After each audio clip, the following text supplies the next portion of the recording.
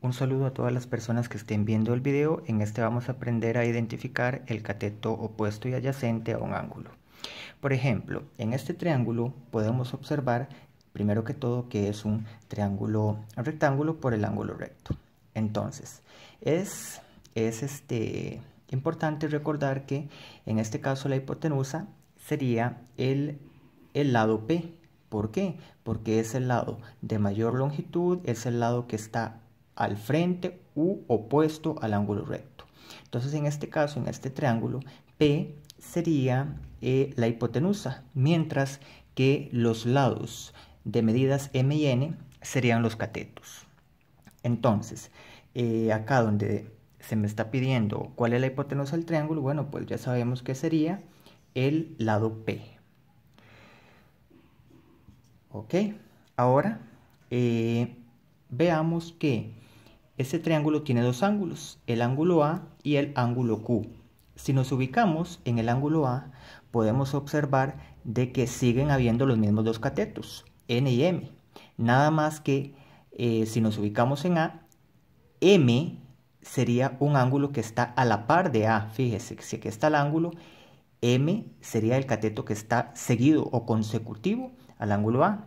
A eso es a lo que se le llama un cateto adyacente. En este caso sería adyacente a A. Mientras que el cateto N estaría opuesto a A, está al frente. Por eso se dice que N es el cateto opuesto a A. Mientras que N, por ser el cateto que está consecutivo, se le dice que es el cateto adyacente.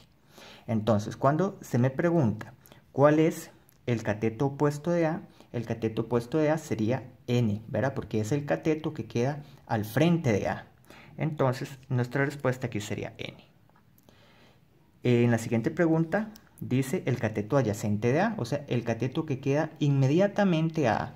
Fíjese que el cateto que está a la par de A o adyacente a A sería M, no P, porque P ya sabemos que es la hipotenusa. Y pues por ende no puede ser un cateto. Entonces escribimos la respuesta. Ahora fíjense en las siguientes dos preguntas. Se nos pregunta por el cateto opuesto de Q y el cateto adyacente de Q. Entonces para ello nos ubicamos en este ángulo. Si nos ubicamos en el ángulo Q, vemos que las cosas cambian. ¿Por qué? Porque ahora M, o sea el cateto M, está al frente de Q. Entonces M ya sería un cateto que está al frente u opuesto a Q. Entonces, esta sería la respuesta. El cateto opuesto a Q sería M. ¿Ok? Es decir, que el cateto M está a la par de A, o sea que sería un cateto adyacente a A. Pero como se encuentra también al frente de Q, entonces sería un cateto opuesto a Q. ¿Ok? Luego tenemos el cateto adyacente de Q. El cateto adyacente de Q es el cateto que está a la par de Q. Entonces, si aquí está Q, recordemos que este está a la par de Q, P. Pero resulta que P es hipotenusa, entonces se descarta como respuesta. Entonces, el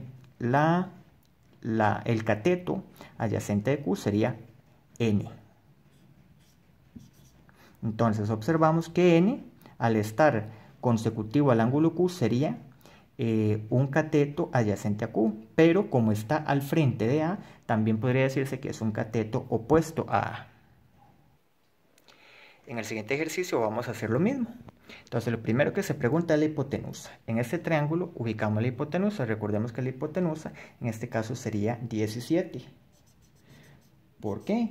Porque es el lado que está al frente del ángulo recto o el lado de mayor longitud, mientras que M y X en este caso serían los dos catetos. Ahora lo que vamos a hacer es el cateto opuesto de 40. Nos vemos que aquí está el ángulo de 40 grados. Entonces, para 40, yo sé que tengo dos lados que están pegados. Sería el lado que mide X y el lado que mide 17. Pero recordamos que 17 es la hipotenusa. Por tanto, X es un cateto que está adyacente o consecutivo al ángulo 40. Por tal razón, X sería un cateto adyacente. Mientras que M está al frente de 40. Y al ser un cateto, entonces sería un cateto opuesto a 40.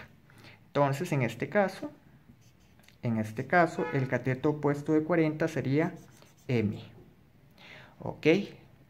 Y el cateto adyacente de 40 sería X. Análogamente, vamos con el ángulo de 50. Si nos damos cuenta, el ángulo de 50 tiene dos lados que están pegados. Fíjese, tengo un lado acá, viene un ángulo y tiene otro lado por acá. Entonces, aquí podemos observar que M sería un cateto que está a la par, o sea, un cateto adyacente a 50. 17 no cuenta porque acuérdense que 17 es hipotenusa. Entonces, el cateto adyacente a 50 sería M. Entonces lo vamos a escribir acá. El cateto adyacente a 50 sería M. Y el cateto opuesto a 50, o sea, el que está al frente, sería X.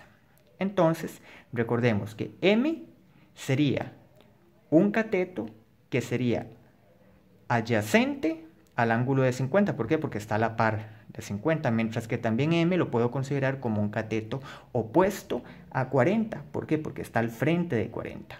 Análogamente, X es un cateto que está adyacente al ángulo de 40, mientras que sería un ángulo que está opuesto al de 50. Muchas gracias.